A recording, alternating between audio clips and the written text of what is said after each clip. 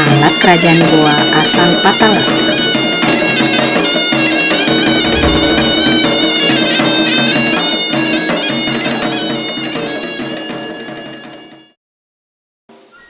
Menurut cerita, dahulu kala Patalasang diperintah oleh seorang raja yang berkuasa penuh dalam daerahnya yang diberi gelar Karaeng Patalasang.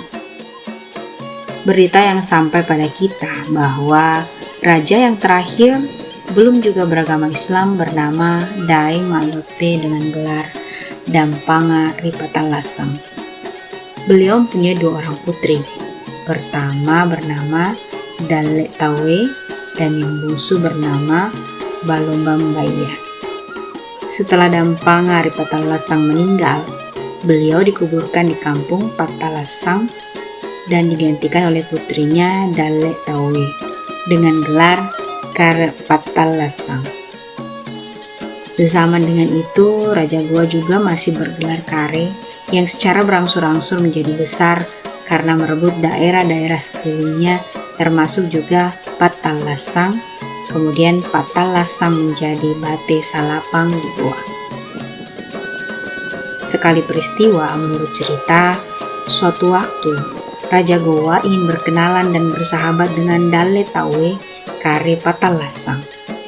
Raja Goa mengundang Dalek Tawe untuk datang berkunjung ke istananya. Undangan itu diterima oleh Dalek Tawe dengan tangan terbuka. Tidak berselang berapa hari lamanya, berangkatlah Dalek Tawe dengan diusung dan diiring oleh rakyatnya menuju istana Raja Goa untuk memenuhi undangan yang sudah diterimanya. Ketika Dalek Tawe tiba di halaman istana, disambutlah dengan kehormatan dan ramainya pun bukan alang-alang. Rakyat datang dari pelosok kampung berbondong-bondong menuju istana untuk menyaksikan keelokan paras Dalek Tawe yang memang pada masa itu sukar dicari bandingannya. Oleh karena banyaknya orang datang di istana yang sama ingin menyaksikan Dalek Tawe yang tiada taranya itu, runtuhlah dinding istana bagian depan tempat orang banyak berkumpul. Kebetulan masa itu Raja Goa tidak ada di istana. Ia sedang pergi mandi-mandi di Barombong.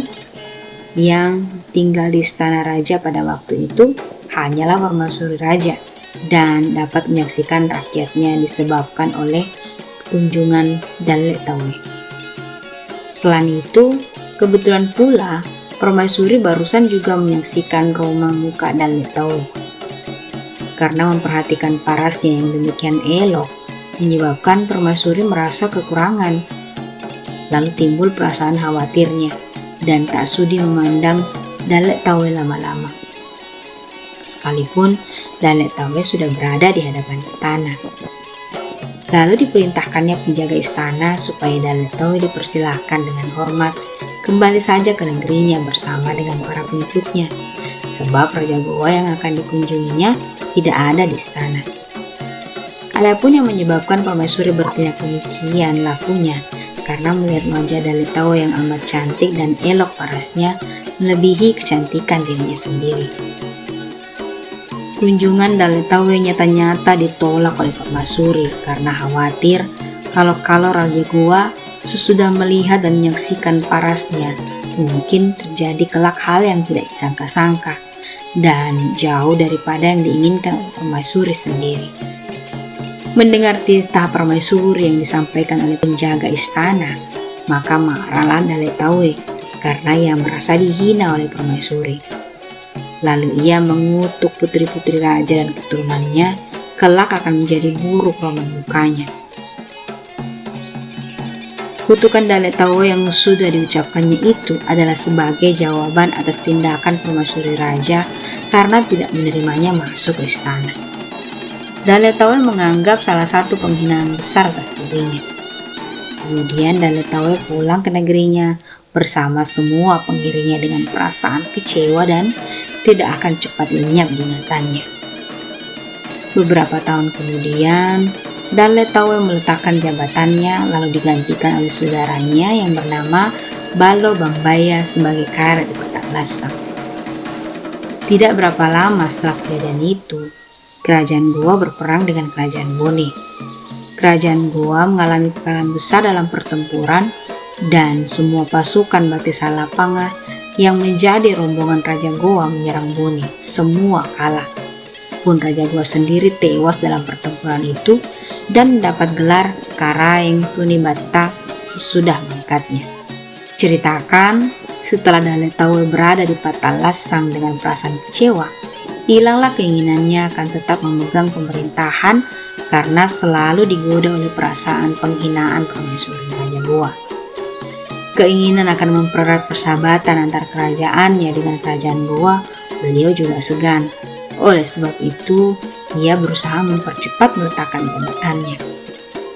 Kata orang-orang dulu, sesudah Balom Bambaya memerintah di daerah Patalasang, perhubungan Raja Goa dan Kare Patalasang kembali menjadi baik, dan Balo Bambaya dapat bersahabat karib dengan Raja Goa.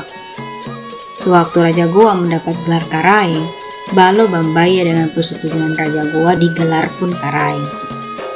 Mulai waktu itu, daerah Patalasang seluruhnya termasuk bahagian dari kerajaan Goa dan kemudian diangkat menjadi Bati Salapang atau adat 9 di Goa.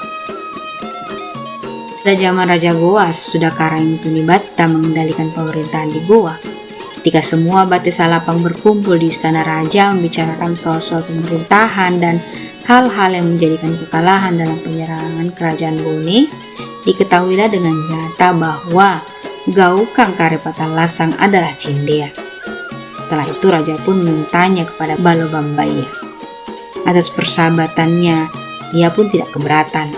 Lalu Cindea pun diserahkan kepada Raja Goa, dan sebagai gantinya Raja Goa menyerahkan kepada Karaeng Patalasang sebuah bendera yang bernama Alakaya. Dengan diserahkannya Cindea oleh Balom Bambaya, maka rakyat Patalasang bebas dari segala-galanya.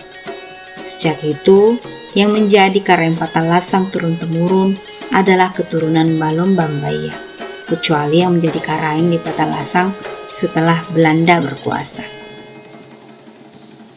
Kembali menuturkan asal mulanya Cindea di Patalasang, bahwa pada suatu ketika tampaklah oleh orang banyak di sebuah tempat yang dinamai Saile, termasuk daerah Patalasang, letaknya di utara kampung Patalasang, bahwa di atas sebuah pohon asam yang besar lagi rindang berkibar selembar kain yang menyerupai kain batik yang disebut orang di daerah itu Cindea.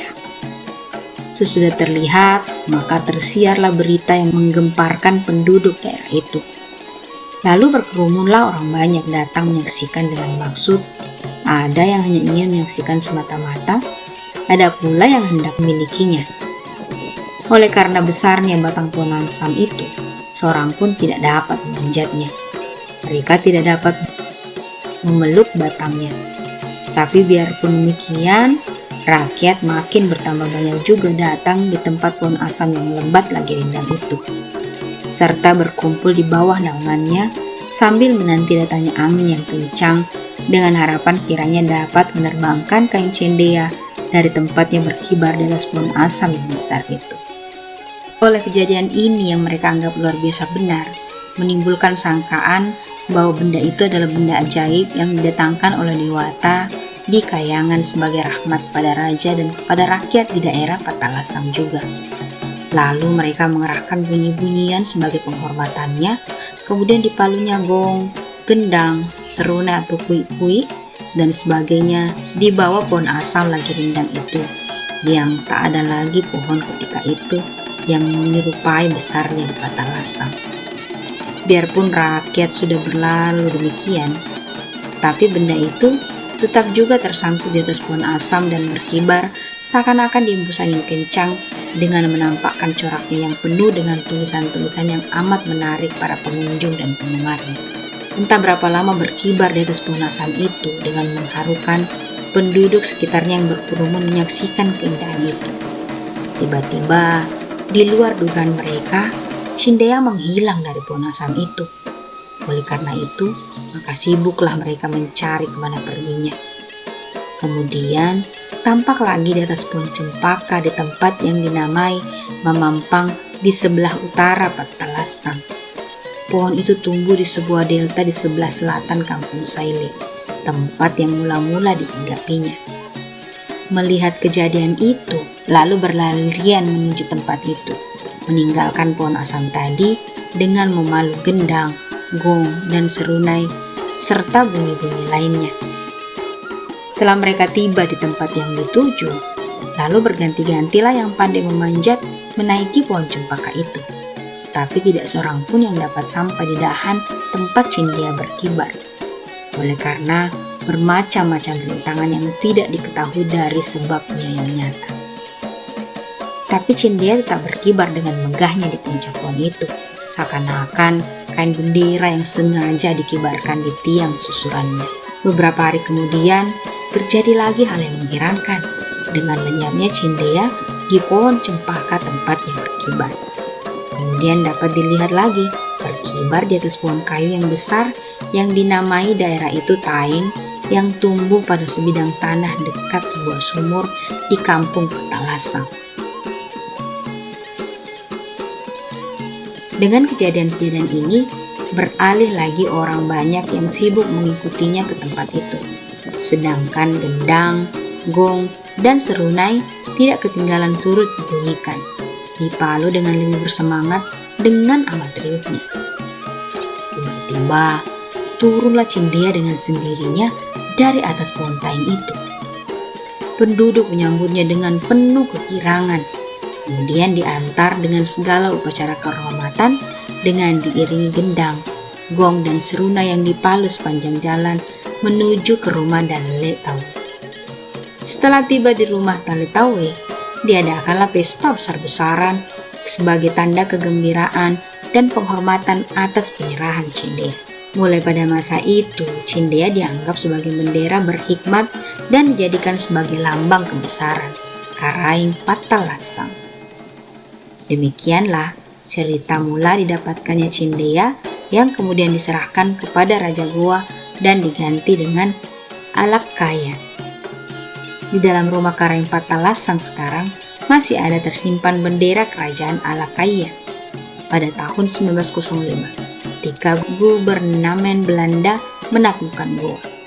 Maka dicarinyalah segala gaukang. Tapi gaukang Patalasang ketika itu disembunyikan dan baru pada pelantikan Raja Goa pada tahun 1937 secara resmi diumumkan kepada rakyat Patalasang bahwa gaukang di Patalasang tetap ada dan tidak pernah diserahkan kepada Belanda. Penduduk Patalasang menganggap bendera itu sebagai bendera kebesaran dan tidak boleh disimpan dalam rumah Karaeng Patalasang apabila Karaeng belum dilantik. Demikianlah kisah tentang asal mula Cindea. Apabila terjadi kesalahan atau hal-hal yang tidak berkenan, kami mohon maaf. Terima kasih.